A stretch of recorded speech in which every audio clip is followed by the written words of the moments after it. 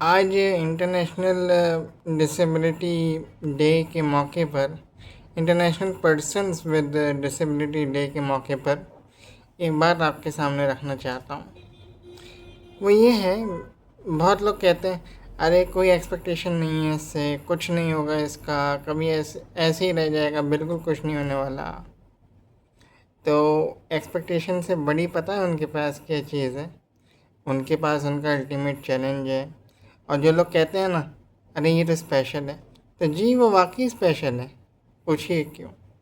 वो इसलिए क्योंकि उनके पास ज़्यादा मौके हैं अपनी ज़िंदगी को तराशने के, निखारने के, और ये जानने के कि इस ज़िंदगी का वाकई एक मकसद क्या है। क्योंकि अक्सर जिनके आप हाथ पैर देखकर अंदाज़े लगाते हैं, खोखले अंदाज़े, और ये मैं किसी की डिसरिस्पेक्ट नहीं कर रहा, मैं बस ये कहना चाहता हूँ, ज़रा हाथों पैरों को छोड़कर किसी की क्वालिटी को भी देखा करो, किसी के बात करने के तरीके को भी देखा करो, किसी की शांति को भी पढ़ना सीख लिया करो, और अंदाज़े लगाना छोड़ दो। क्योंकि शायद आपके सामने कोई हीरा बैठा हो पर आपको उसकी कदर ना हो। बात ये है। और सच बात यही है ना, हम एक्सपेक्टेशंस के नीचे दबते हैं।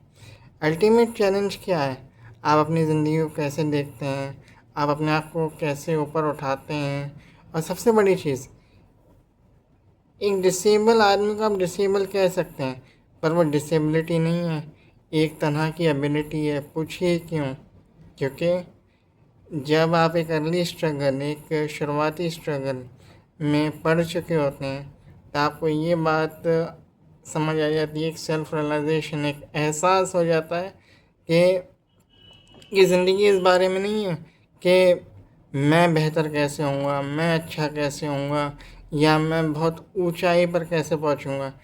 जब भी कोई ऐसा इंसान जिसने शुरुआत में धक्के खाए हों, जब भी वो किसी ऐसे से मिलता है जो उससे बेहतर हो, वो उसे अप्रिशिएट करेगा, उसे और जो है प्रेज़ करेगा, क्योंकि उसे मालूम है कि शायद कुछ नया सीखने को मिले।